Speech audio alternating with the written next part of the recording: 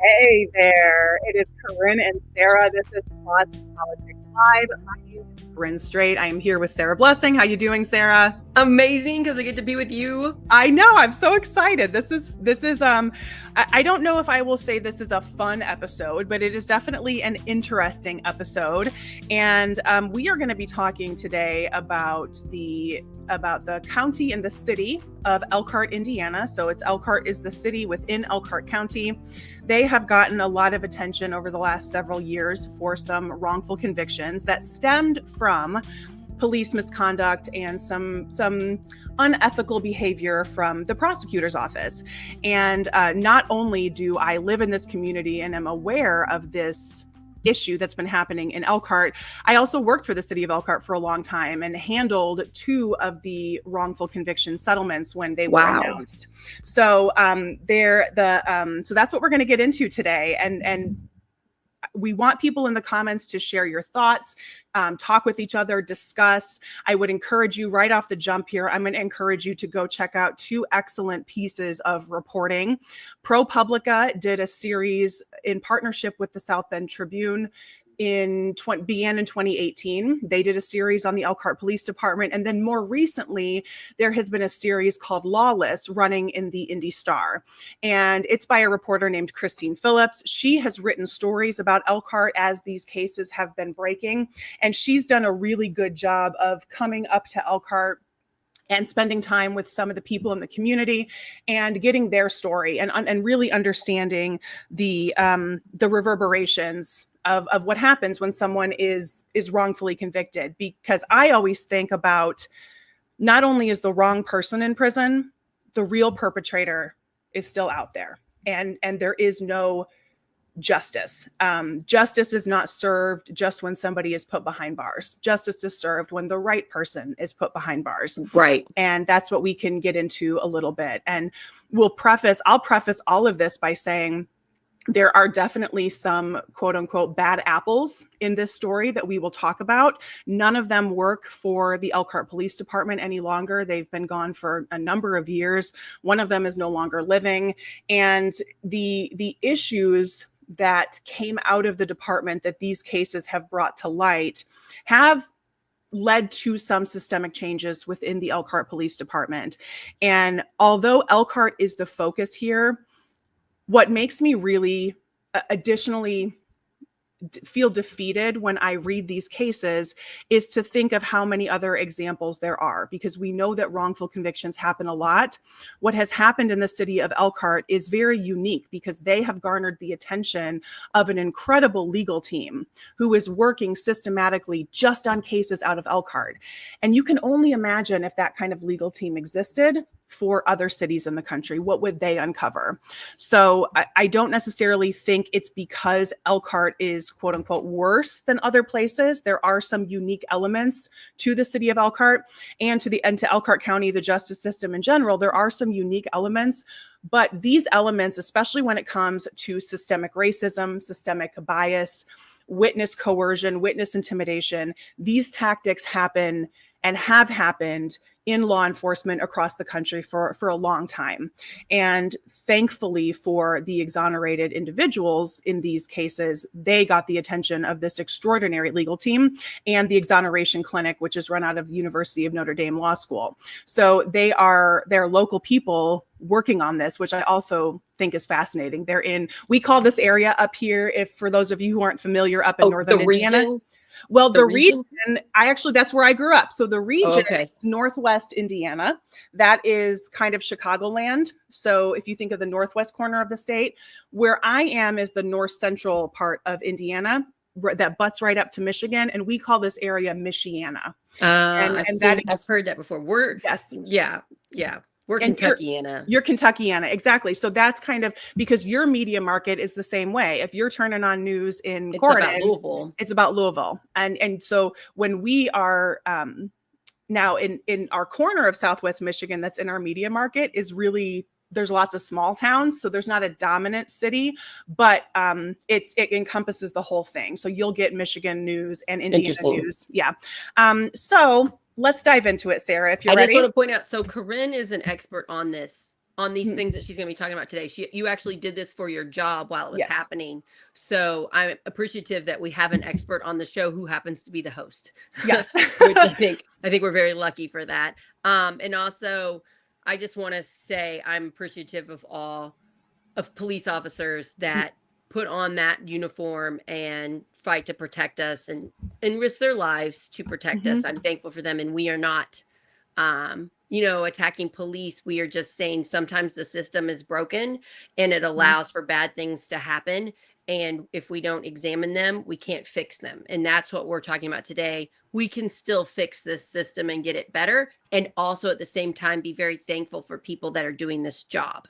Yes, absolutely. Since I've met cops and I'm friends with them, now I realize, since they've told me, they have a hiring problem. It is because of the damage that they've taken to them culturally. It's hard to hire good cops. So I'm just thankful for everybody that does this job. And now let's get into it. It's the system.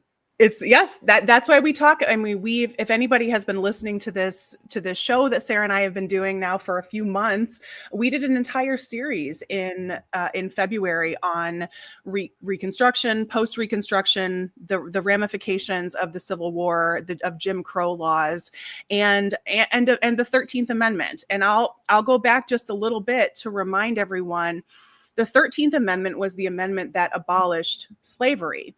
And the way that it is written, it says, enslaving somebody, locking somebody up is now illegal, except for punishment of a crime. And what happened post-Civil War, and Frederick Douglass has a very famous quote where he says, once the war is over, Frederick Douglass said, okay, what form is slavery going to take now? Because he understood, like many people understood, slavery was the economy of the South. You had free labor. Your entire economy had been built for over 200 years at that point on the system of slavery. How do you replace that? You arrest people. You arrest them for literally walking down the street. You arrest them for looking at a woman.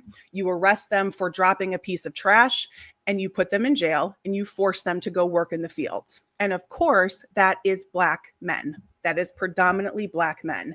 And when we think that that was a system over 200 years ago, we are still seeing it when you look at the data that shows the rate of incarceration for Black men compared to white and other races. It's extraordinarily high. And so that's what we talk about when we talk about systemic racism. Even though this was 200 years ago, the inclination to believe the Black population is more inclined to criminal activity, is more likely to be violent. All of that is baked in. And so officer after officer after officer, generation after generation comes in, and they're taught by people above them. They're taught that, and then they teach that to people under them. And sometimes they're taught it as they're little kids, just growing up in the world. They see it. They see the movies on TV that are portraying that. They're hearing other adults say things that, show fear for people that are Black. And it's really done damage. It has. And we're working on it. Things are getting better. Yes. But we still need to keep working on it. Yes. And it shows how much time it takes to eradicate that kind of bias. It really wasn't that long ago that no. We've had, we talked about it all in your Plots and Politics shows, and I learned so much from you, but it's just not that long ago. We still have it, and pretending like we don't, I think, does not help. And there are major, I would love to dive into this on another episode. There are major, very profitable corporations in the United States who still rely upon prison labor. And when you look at inmates who are making 17 cents an hour to manufacture a product that's going to be sold for hundreds of dollars, I mean, it's the system. Some of them are out there literally picking cotton. Some of them are picking literally cotton. Yes. Yep. They're farm workers. There's for-profit prisons profiting off of prison labor. So that's what Frederick Douglass was talking about. What's the new form of slavery? It's Yeah. prisoners. And so fast forward to the late 1990s in Elkhart, Indiana. Elkhart, Indiana, for those of you who are not familiar, is in Elkhart County. It's in north central Indiana. It's a city of about 50,000 people, a county of around 200,000 people. RV manufacturing is the predominant industry up here. And so our population, one of the fun facts that I learned, the population of our county swells by over 50,000 every day because of that many people come into Elkhart to work and then they go back and live in another county. So it's a lot. There are a lot of people working in the manufacturing industry here who move around. We have a lot of migrant labor, farm labor for all of the agriculture industry up here. So that's the city of Elkhart. And throughout the U.S. since 1989, there have been 2,700 people exonerated and freed from prison after they were found to be wrongfully convicted. And the vast majority of those have been as a result of advancements in technology. DNA samples were taken, they were taken and could not be processed, or they were processed at a very primitive level that then we could test them later on. And that has led to lots of people being exonerated. So we're kind of in a golden age as far as technology goes, where some people are able to be let out of prison. It's such a horrible thing to imagine people locked in prison that didn't do the crime. And, it's a joke that everybody says they didn't do it, but there are people in prison that did not do the crime. And it's sad to know that, but it's important because if we don't realize that, then we can't go back and uncover the truth and use today's technology to free these people. So I am happy to hear that some people are getting free. We need to keep working on this. Yes, there's a lot of work to do. And not all wrongful convictions are the result of misconduct or deliberate misconduct on the part of investigators or law enforcement or the prosecutor's office. There is definitely incompetence because there's human error. There are witnesses who give false testimony that can skew the investigation in a completely different direction. And so there are kind of two things happening when it comes to wrongful convictions: willful misconduct, falsifying evidence, coercing confessions. And then there is kind of mistakes that are made in investigations, tainting of evidence, losing of evidence, things like that. And the convictions, the two of the wrongful convictions that we're going to talk about today are the result of blatant misconduct by police officers and by the prosecutor's office. So, over the past 15 years, just in the city of Elkhart, there have been 6 people who have been exonerated after being found to be wrongfully convicted. And when you compare that to other cities around the country, Elkhart is definitely punching above its weight when it comes to wrongful convictions and exonerated individuals. It's only a city of 50,000 people. It's not that big. And what we have here happening in Elkhart is a lawyer named Elliot Slosser and the exoneration clinic at the University of Notre Dame Law School. Their concentration on Elkhart is really what is bringing all of these cases to light. So you can only imagine, like I said before, if this was in place in other places in the country, what else would we find? So this number of wrongful convictions and exonerations, you will find in much larger cities that have way more resources. So it's very unique that Elkhart has this many folks that have been let out of prison. So let's talk about 2 of them. All right. Oh, yeah. And so 6 people have been let out over the last 15 years. I forgot to mention this. Elkhart? Just in Elkhart. And over $26 million has been paid out in insurance settlements to those 6 who were wrongfully convicted. And those insurance settlements are paid by the cities or the entities, whether it's the city, the sheriff's department, the prosecutor's office, by that entity's liability insurance company.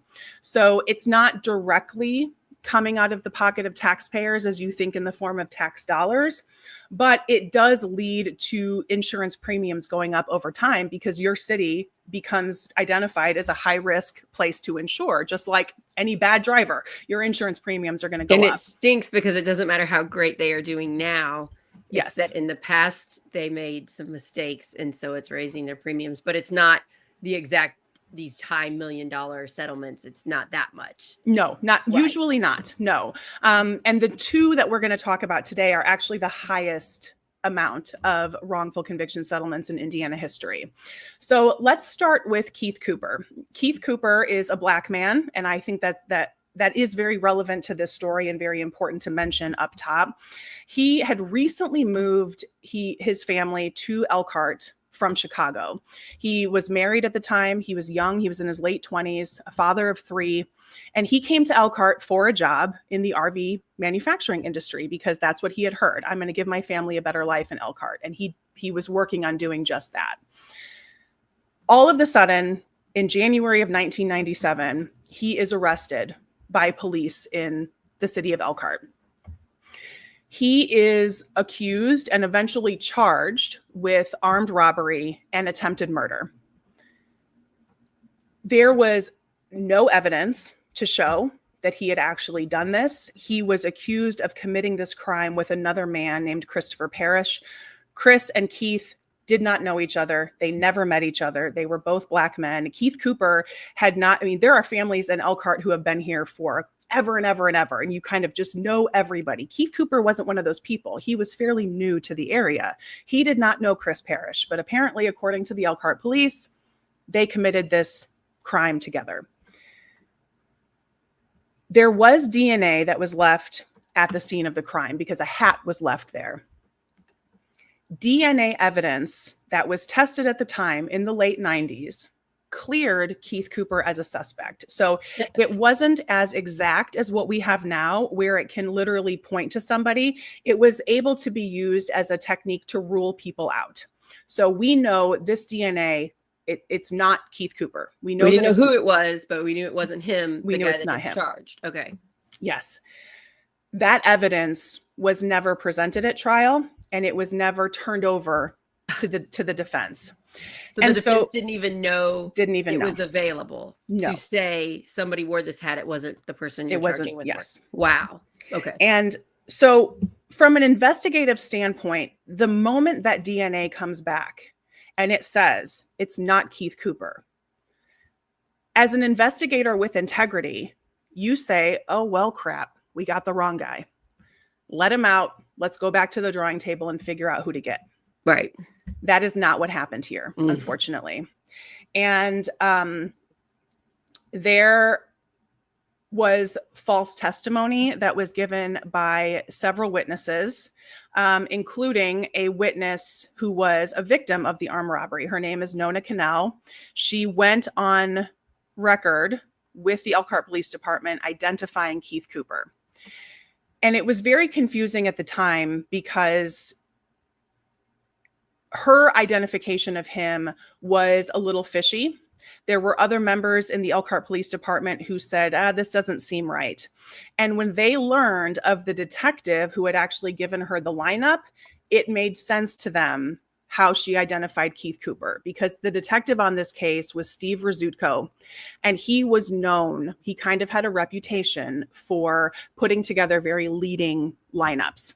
When you put together a photo lineup or even an in-person lineup, there's a way to do it, an ethical way to do it where the person is not biased. Right. You can absolutely present it in a way to get them to pick the person you want them to pick. And that's what happened with this woman, with Nona Cannell. Years later, in front of the parole board that was actually hearing Keith Cooper's pardon petition, because we will get there, the man eventually does get pardoned. But in front of the parole board, she said, if you want to make me happy today, clear Keith Cooper and give him back his name, because I was wrong. I was wrong. I was coerced. I was wrong. And way to go for her for admitting that. That takes a brave person. The other victim in this crime, his name is Michael Kirshner. He was the man who was actually shot. He was shot in the commission of this robbery. He also supported Keith Cooper's pardoning and said this man did not do it. Wow. So Steve Rizutko was a detective with the Elkhart Police Department at a time. He had a very long pattern. He had actually been demoted before. He would pressure witnesses. He would coerce testimony. He would put together suggestive lineups of people. And he made a decision in that moment to ignore the evidence, the physical evidence that actually ruled Keith Cooper out as a suspect. In 2002, more sophisticated DNA testing was done. And not only did it rule Cooper out as the perpetrator, which it had before, it directly pointed to somebody else now. And it pointed to a man named Jolannes Cortez Irvin. He was actually serving time in Michigan for murder. Oh, wow. And when you think of wrongful convictions as being the pebble that's like thrown in the water and the ripples just go endlessly, the victims of this man, Irvin, the actual perpetrator of this armed robbery and attempted murder in 1996, it was the end of 1996 when he did it, 6 years would go by and he had the opportunity to kill someone else because Detective Steve Rzutko decided to ignore that DNA evidence and continue to pursue Keith Cooper. Yeah. So the victims here are not only the wrongfully convicted, not only the actual victims of the crime who never get justice, but additionally the future victims of a violent predator. So obviously this man was robbing people at gunpoint and had no problem shooting them in the commission of a robbery. He went on to actually murder someone. Wow. And so to think of the reverberations here and the downline consequences, it really can make your head spin. Cooper worked to pursue justice with the help at that time of an attorney out of Chicago named Elliot Slosser. I named him at the beginning here. He was kind of just dipping his toes in to this case at the beginning. And when he started to go through Keith Cooper's case, he just got a thread and he started pulling. And what he found was a pretty systemic pattern of injustice and racial bias within the Elkhart Police Department that led to future investigations for wrongful convictions. Steve Rzutko was also found, and this is kind of yucky, but he was also found to have paid informants for information. Wow. And exchanging sexual favors of some kind for additional information, for witness information. And the Elkhart Police Department did not fire him, did not attempt to fire him. And the Elkhart County Prosecutor's Office continued to use him as a witness on the stand in future trials. So there's the system not working. Yes, there's the system not working. We've gotten evidence that this person is using his position of power to harm others. They see the evidence and they choose to let this person continue. There's the problem. Yes. And so when you think of in the legal world, there is, the fruit of the poison tree, which if you go into someone's home to collect evidence and you do so without a search warrant, anything you collect is the fruit from that poisoned tree. It cannot be used. You've made it void, right? And so you've kind of tainted everything around you. So it's the same thing with allowing Rzutko to continue to testify when you already know he's not credible. You already know he's pretty dangerous when it comes to pursuing people who did not commit the crime. And you keep putting him on the stand. In future cases, you keep tainting and poisoning future cases. It's really incredible to think of those ripples, being cast out in that lake. After that DNA evidence came to light, so that was 2002. It was still 4 more years before Keith Cooper was let out of prison. He was let out of prison eventually in 2006, which was like 8.5 years after he was put in there. However, his felony conviction remained intact. So after spending 8.5 years in prison, had a job, had a family, had a home when he went into prison, all of that was gone when he got out and he couldn't get work. This DNA evidence that literally pointed to a murderer in Michigan who obviously had a pattern of violent behavior. It was very obvious that this was the man who committed that crime. Elkhart County prosecutor at the time, and this name will sound familiar to you, Sarah Curtis Hill, who went on to become Indiana's attorney general and also has a very shady history of sexual assault allegations and other misconduct. He doubled down on Keith Cooper being guilty. And he said, Cooper, this was in 2016. So this is years later. Curtis Hill says, Cooper can proclaim his innocence all he wants. However, there is nothing showing that he is innocent. He has not been exonerated. And this 1997 conviction stands. I think when people talk about wrongful convictions, this is probably the part that really gets people the most, of just the absolute lack of humility. Like, how can you, as an attorney, as a trained legal expert with many years of experience, Curtis Hill had many years of experience at this point when he made that statement. How can you look at DNA evidence that literally points to a convicted murderer committing this crime and still say, well, he can say he's innocent all he wants? I mean, that's the part that really gets to people. And when you look at somebody like Curtis Hill, he is someone who ran for attorney general on this platform of being tough on crime at all costs. So he made a political calculation. And this is also the issue when you talk about judges being elected and prosecutors being elected, attorney generals being elected. The professional ethical standards by which they are to abide kind of get a little fuzzy when they are trying to win a campaign, when they are trying to get elected. And that's really what we see with Curtis Hill. There are several more examples of him being pretty irrationally aggressive when it comes to crime. And that was really just to set himself up for a political future. Working on the pardon conviction. So Cooper now is out of prison. Not only is he out of prison, he wants his felony conviction expunged because obviously the DNA shows another person did and it's it. hurting his life having that on his record. He can't get a job. He can't support his family. Yeah. And Elliot Slosser and the legal team were pulling at that thread, starting to kind of unravel this entire thing. And that is when they discovered that this DNA evidence that ruled Cooper out, even though it didn't point to Cortez Irvin at the time, it didn't point directly to the actual assailant, it did rule out Cooper. They found out that Steve Rzutko and the Elkhart prosecutor's office knew that before trial and did not disclose it. So that was really kind of where they were able to sink their teeth into, because now they had proof that violations were committed by the detectives and the prosecutor's office. They filed motions.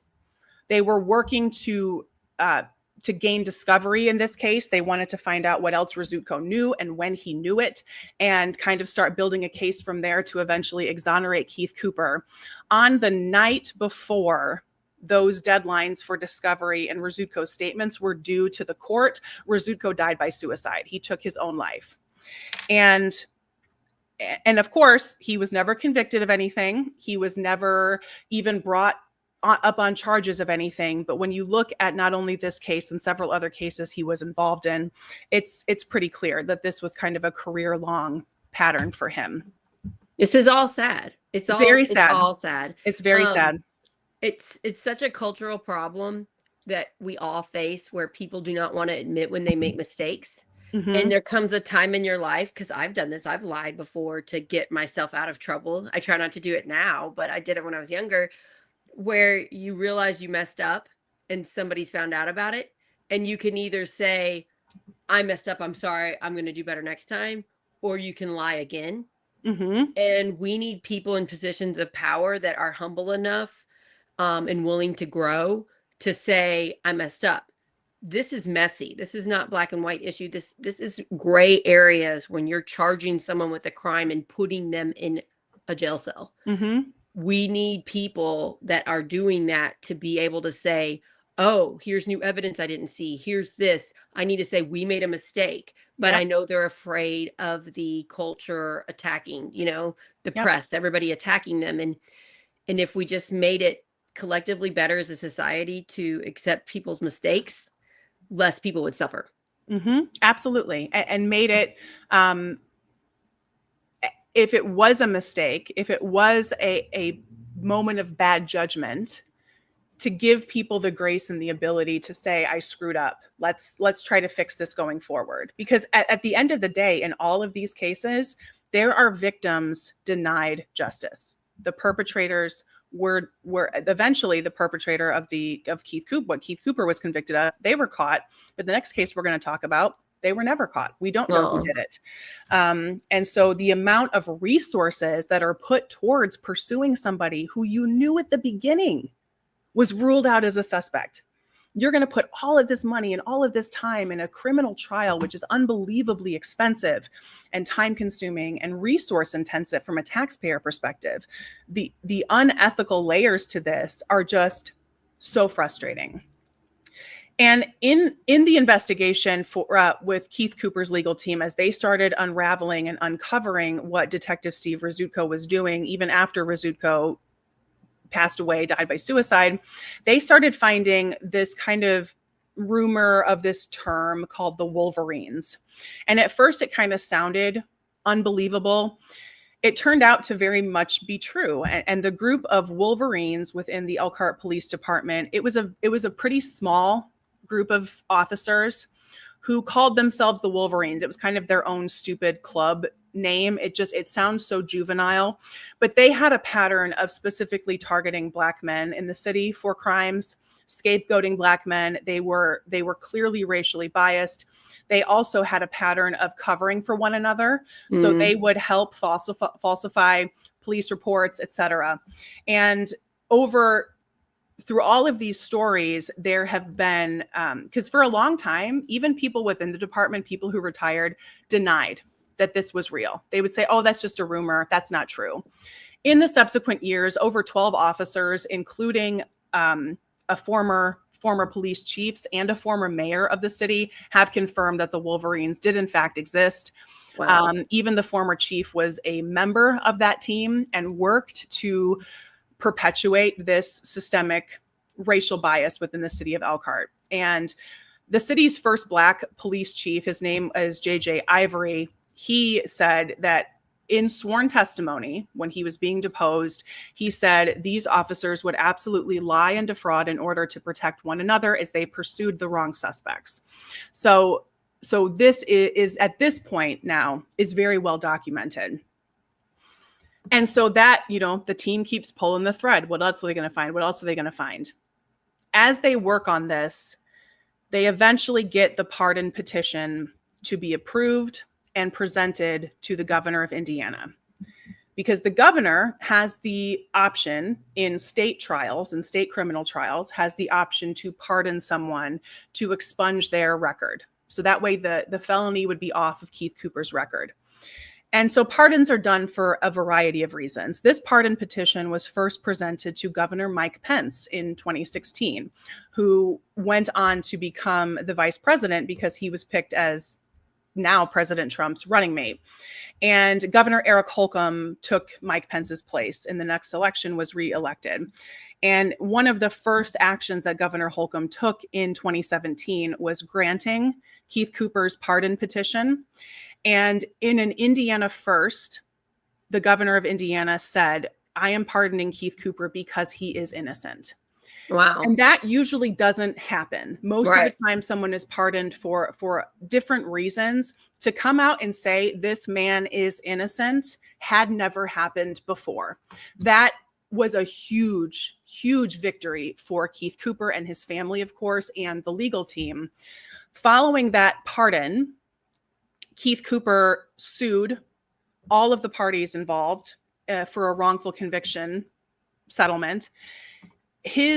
The man who was convicted with him, Christopher Parrish, the dude that they had never met each other before police said, hey, you committed this crime together. And they're like, no, we don't know each other. We don't know each other.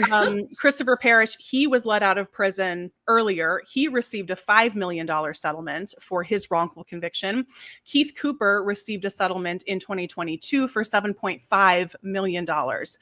And at that point in 2022, it was the largest settlement amount in Indiana history ever had been given to Keith Cooper. And that was during my time at the city. And wow, I was the person who went and I held a press conference that day, and I went and stood in front of the cameras and I read a statement. And it was, I really pushed, and several others on my team really pushed to be more conciliatory as a city, because so many of these statements that you read people don't want to admit wrongdoing. They don't want to open themselves up for legal consequences, when all of us know the right thing to do is to say, the city messed up big time and we're really sorry. Yeah. We couldn't exactly say sorry, but I was able to craft a statement that did express regret, and we used the word regret. Can you find this video? Can we post it to Project Next I Step? can try to post it. I'm sure, I know it's out there somewhere. I have a screenshot of it.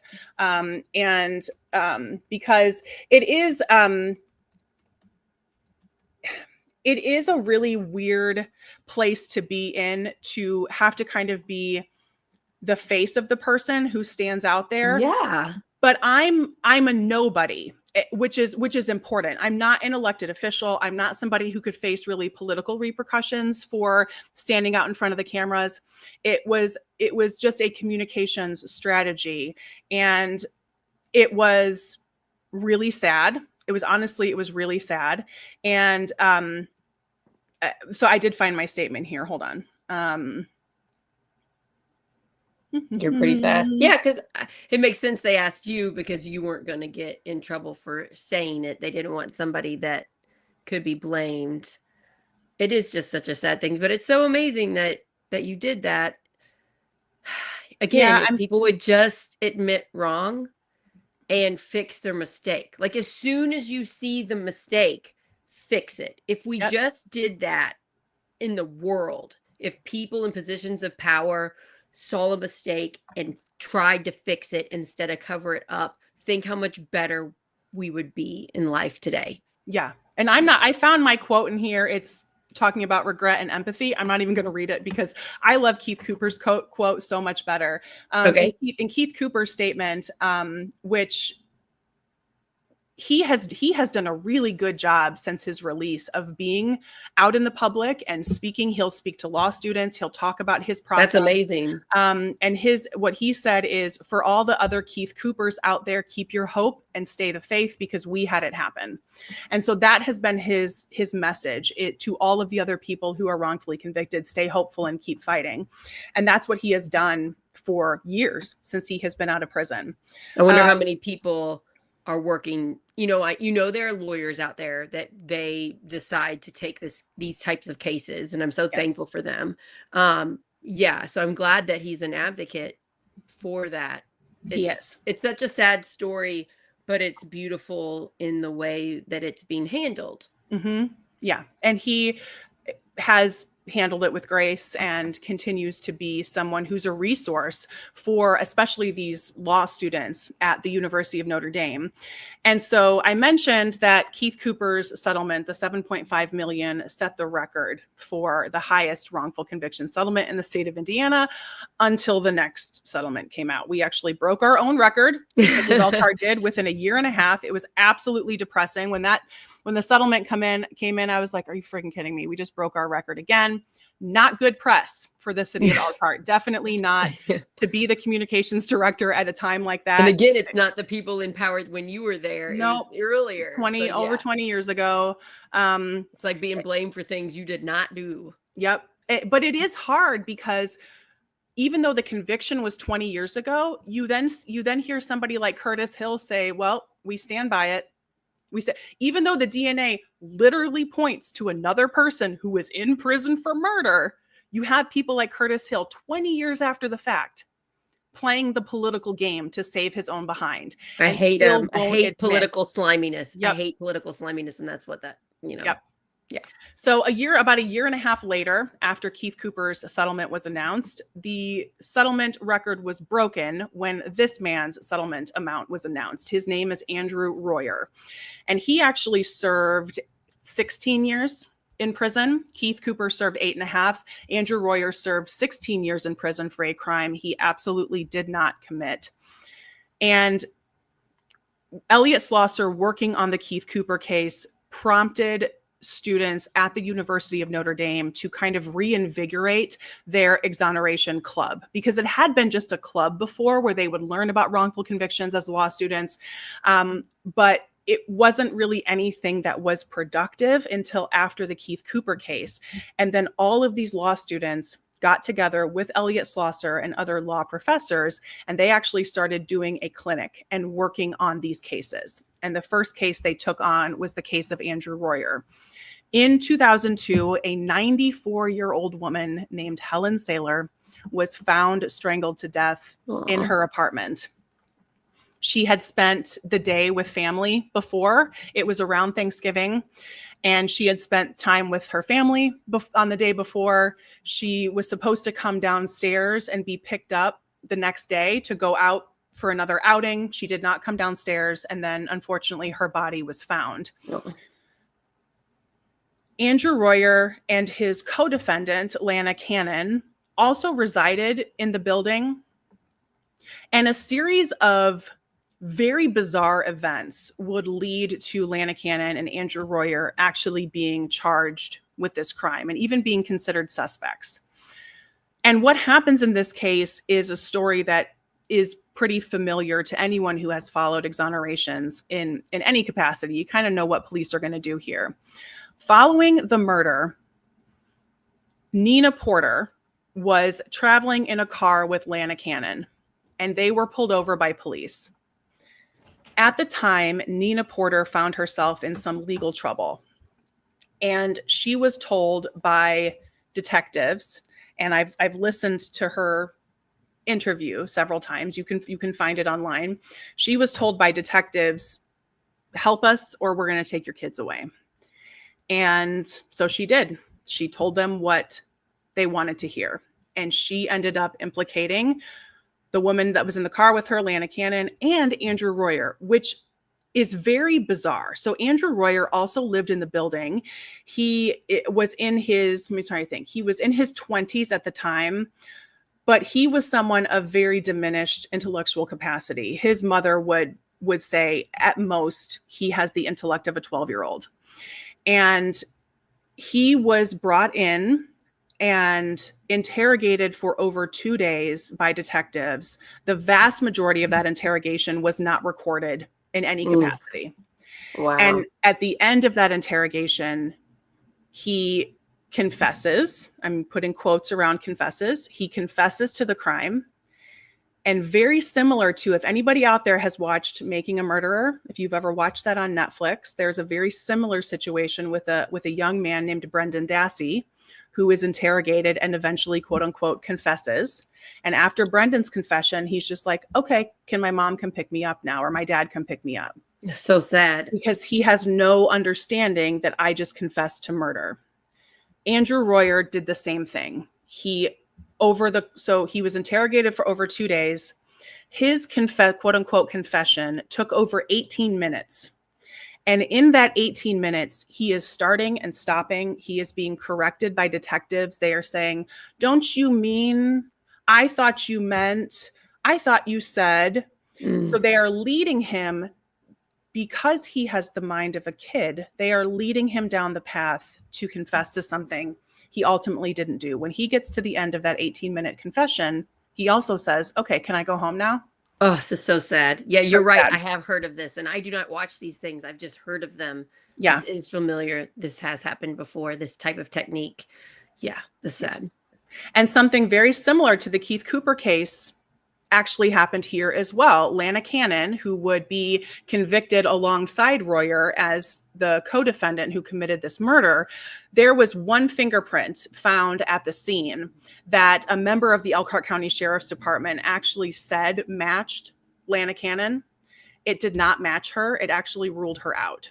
And so there's just, again, it's lies on top of lies on top of lies. You're right.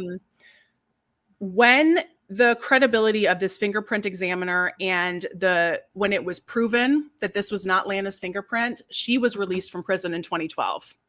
And she had a lot of guilt because she said, "I know I didn't do it. I know Andy didn't do it, and I'm out and he's not." It was a very difficult time for her. When Elliot Schlosser and the legal team at Notre Dame started interviewing people, they started with Nina Porter, with that original witness who said, "This is who did it."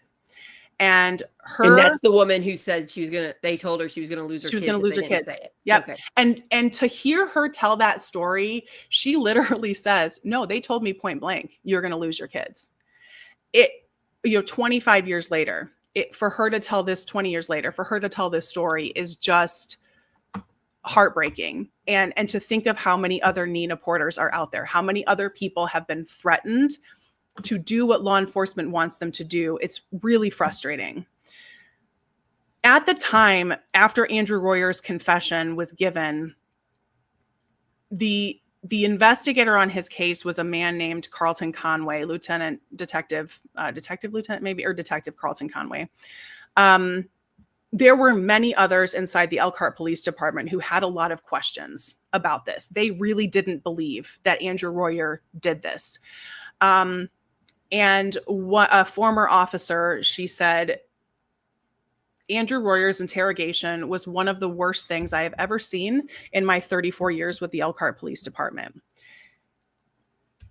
So it was not blanketly endorsed by everyone. It was endorsed by a few people, by a handful of people. It was endorsed.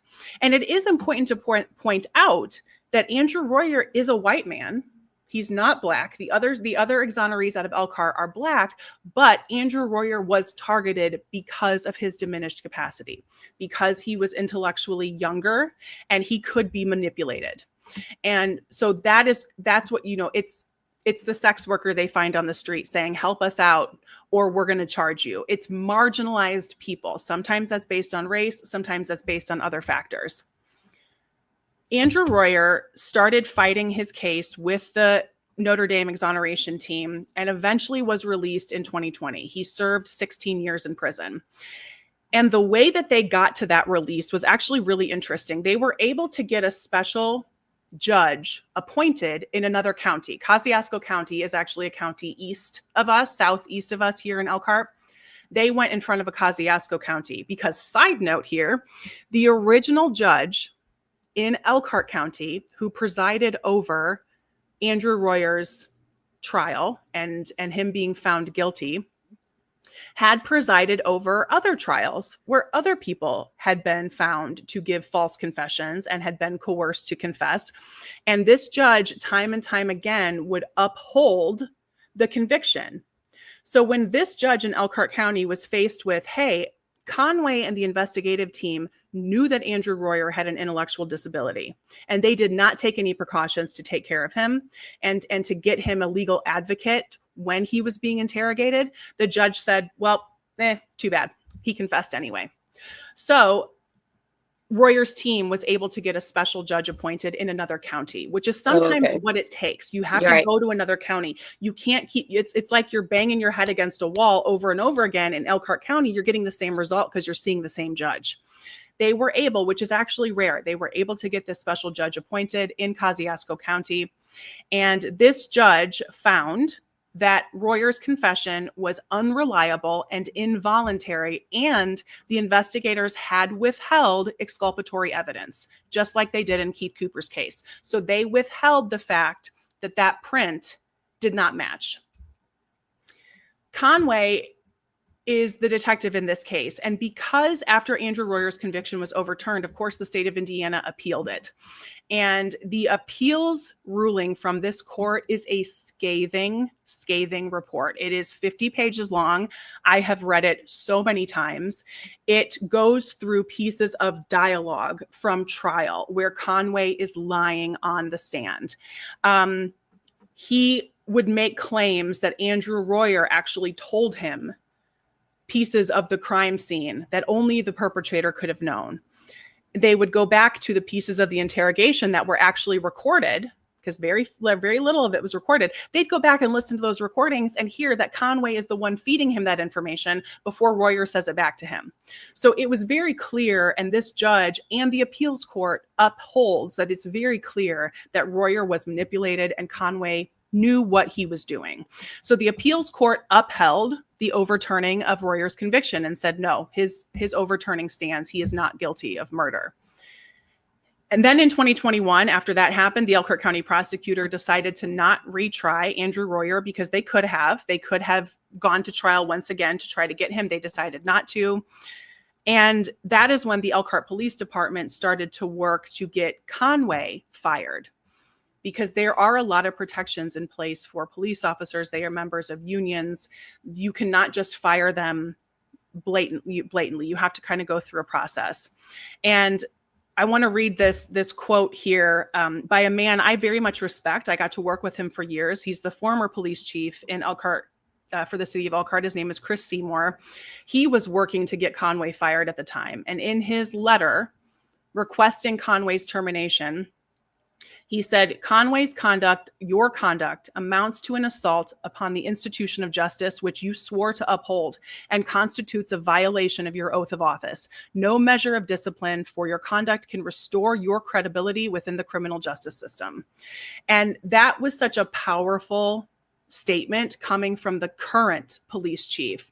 And Chris Seymour is someone who spent over 25 years in the police department, had worked in homicide, had worked his way up to be in administration and a police chief. So he was there during this time. And he was someone who had kind of heard the rumors about the Wolverines, and he was never really convinced that it was really happening until all of this evidence started coming out. Conway eventually resigned. He wasn't terminated. He resigned, which is usually what they do if they believe their termination eventually going to get fired is eventually coming. But it's important to note that people like this, when they do resign, they don't lose their pension. They don't lose their benefits. So, Conway will be getting his pension, his health insurance, everything for the rest of his life, it seems like he should have been on trial. Like, why didn't he commit crimes? Yeah. Yep. But who is going to bring charges against him? It would have to be the Elkhart County prosecutor to charge him. And if they charged him, they would have to admit their role in this as well.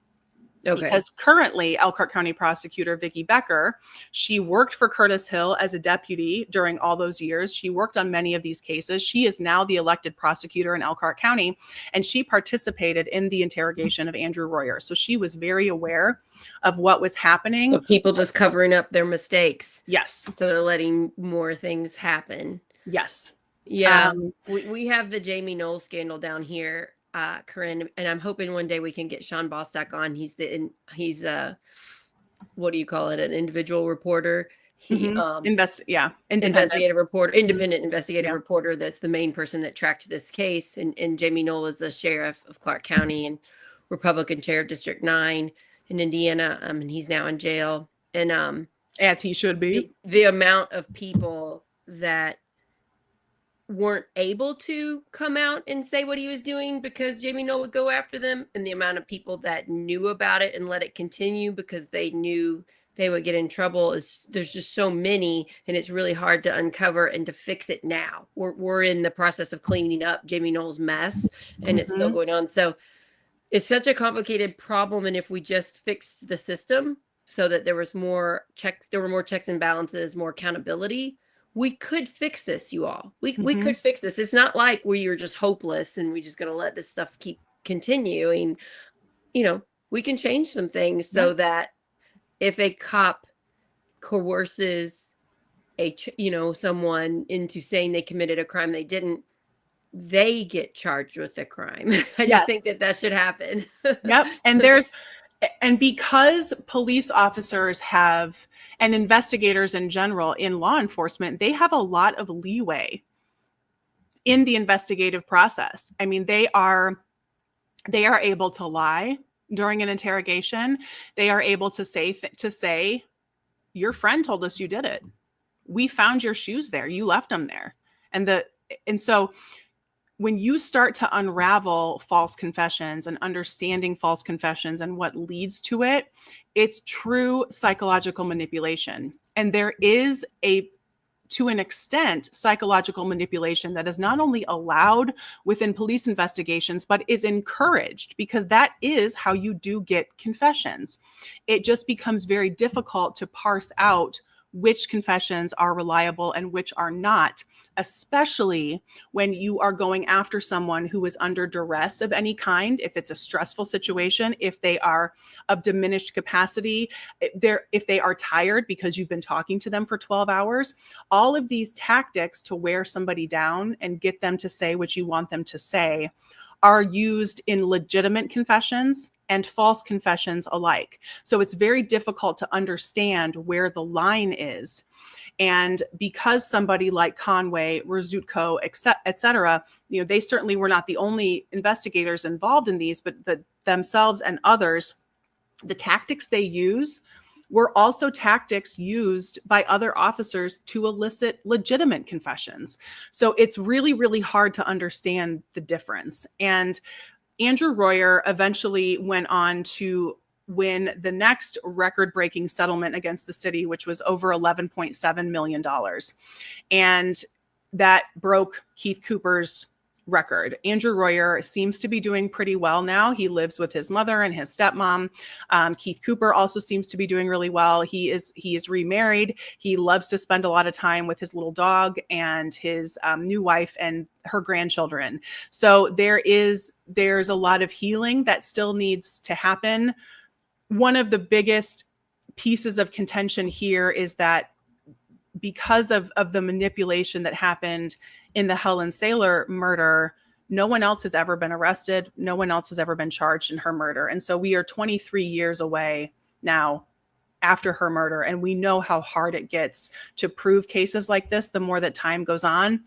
And had detectives done their job in the beginning, had they not manipulated Nina to give this kind of confession, maybe we would have had the correct person locked up. Because think of the kind of monster who breaks into or forces their way into a 94-year-old woman's apartment and strangles her. That is not someone who should be on the street. All the resources were spent on convincing people to convict someone who clearly was innocent, instead of spending that time finding the person who did it. And time is important, right? When it happened, that's going to be your best chance to track down the evidence. So time is sad, but I'm just thankful to everybody that helped clear up these wrongful convictions. So thanks. If you do that for your job, for any place else in the world, thank you. And I know a lot of people are counting on you and hoping that you'll help them, so yeah, thanks, Corinne. This was fascinating. This was it's most of this is fresh in my head. It feels like it was kind of just yesterday. There are so many different stories coming out of Elkhart that I do think the reporters who have done the work on this have been doing a really good job of getting those stories out and telling the stories of the collateral damage of the people that have been harmed by this. And the other, especially Black men who were around Keith Cooper's age, the Christopher Parrish who got picked up with him, the kind of fear that exists within the Black community is very similar to what we are seeing now amongst the immigrant community. When you can't trust law enforcement, when you don't feel like you can pick up the phone and say, hey, I'm in trouble, I need help, to call the police, which is probably second nature to a white person, we wouldn't think twice. It probably doesn't cross our mind that if we need help and call 911, we're going to get help. When an immigrant, when a man, especially a man of color, thinks about picking up that phone, they have to think, okay, are they going to treat me like a suspect? Or are they going to treat me like a victim? And those stories are still very palpable. I mean, most of these men who were living in Elkhart at that time, they're in their 50s now. This is not ancient history. No. This is very much a raw wound. And my tip for anybody that fears local police, since I met Jason Kerber, he told me what to do. He said, go up and talk to police, not in a scary situation. That's not when you see them out in their uniform and they're not busy, maybe they're on their lunch break or whatever, go up, introduce yourself, thank them for their service, for protecting them. And then if you have a question or concern, ask them. Yes. If your child is scared of police because of the media and everything, and you're with your child and you're at a place and you see a police officer, go up to them, introduce yourselves to them and talk to them, so that the fear And so that if there ever is a time they need to call 911, they aren't scared. They've made a connection to the local police in their community. I try to talk to every police officer that I see when they're not busy. Yeah. And it has made me feel a lot better about my area in Southern Indiana. So I do recommend that to everybody. They're not your enemy. The majority of them are trying to protect you. And there are so many of, the folks that are working within the Elkhart Police Department that I was proud to consider my colleagues for many years when I was there. I would trust them with my life. I would trust them to take care of my family. The former police chief, Chris Seymour, that I mentioned, is someone from whom I learned a lot. I learned a lot from him about law enforcement, about the processes. And that was really, really helpful for me. And I want to throw in one more thing here, because since my children were young, when I started teaching them kind of the ways of the world, I instilled in them at a very young age, you never talk to police. If they come to talk to you, you ask for your mother or you ask for an attorney, because so many of these wrongful convictions are traced back to someone sitting in an interrogation room without legal representation. And people have been conditioned to believe that if they ask for an attorney, it makes them look guilty. Yeah. You got to let that go. That's a good tip. It doesn't matter if you are pulled over and you are asked to get out of your car. You do not say a word. You do not say a word. You ask for an attorney. If a police officer, because all of our schools have police officers in them now, so that should be a good thing. But I told my kids, if that cop comes down to the room and says, hey, I want to talk to you, you say, yeah, when my mom is here. That's a good tip. And you literally say not another word. She is a lawyer and she runs for State House in Indiana. Her TikTok and Instagram, she gives tips. And yesterday's tip was that. Yes. She said that exact same thing. So she's a lawyer and she explains it in simple terms. So Victoria Martz, if you want to find her on social media. She's one of my favorite follows. Yeah, I want to have her on the show and talk about like the main things she knows that could help regular people that aren't lawyers. So that is a good tip. And it doesn't mean you need to be rude to the officer. Just say, oh, I'm just doing what my mom told me. My mom said that I shouldn't talk unless she comes. So please have that, and just smile and be nice, Yeah. And when you're an adult, you say, because the other part that's kind of on your side now is any interaction with law enforcement is recorded on their body cam. So when you are very polite and you just say, I know my constitutional right, and I am entitled to an attorney, and I would love to speak with you. Miranda rights, right? Once my attorney is, not even Miranda. Miranda is usually, that's if you're being arrested. That's if you're being arrested, you're Mirandized. But if they say, I just want to talk to you, Sarah, we're just going to chat. This is not a big deal. We're just going to talk. You're like, okay, I would love to talk with you once my attorney is here. That's as simple as you can handle it, because it doesn't mean that it's going to prevent all wrongdoing, but because so many people have been conditioned to say, well, you asked for a lawyer, that must make you guilty. That is one of my least favorite, misconceptions and kind of it's on it's on the news, that's on the movies and TV shows, and reporters, like some people of the media that are sensationalizing some of these stories, they play into it too. Isn't it suspicious that they hired a defense attorney? I'm like, you're trying to protect yourself from a wrongful conviction, and you're allowed to do that. You're allowed to do that. So thanks, Corinne. This has been amazing. Next week, I think we might be talking totally different topic. Body issues. Let's do it. I'm going to be, I get to do a fashion show with Harrison County Arts. It's like mind blowing that I get to do this. It'll be my second time. It'll be so cool. My friend is designing an outfit that I get to wear. And it's really made me think about body issues. And I talked to you about it, Corinne, and you're so open and honest. It's time for somebody that was born in 1980 to talk about the cultural crap that has been in my brain since I was born as a woman. So how much of that, unfortunately, is coming back. I mean, the pendulum is kind of swinging in the other direction. We got some body positivity.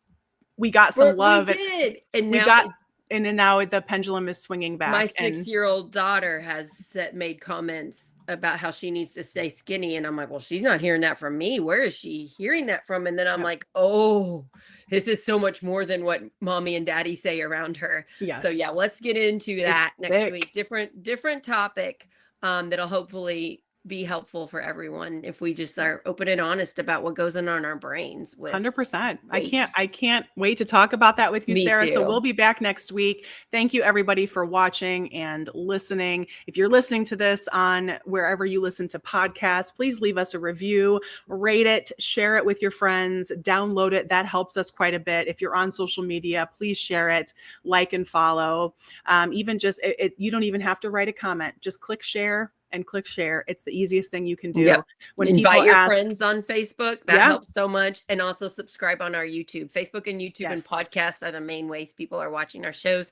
Thank you so much, everybody. Yeah. And thank you, Sarah. This was great. I appreciate This was you. fun. I'm proud of you, girl. Yeah. I'm proud of you for being involved in doing the state. That's pretty cool, but It was crazy. very, Wild. very Wild. crazy, very crazy. But yes, it's still, I mean, we'll see other cases coming out. I mean, they are still working on others. So Wow. this is certainly not the I hope you end follow of it the and keep story. talking, telling us about it. Yeah, I will. Thanks Thanks everybody. everyone. Have a fantastic day. Bye.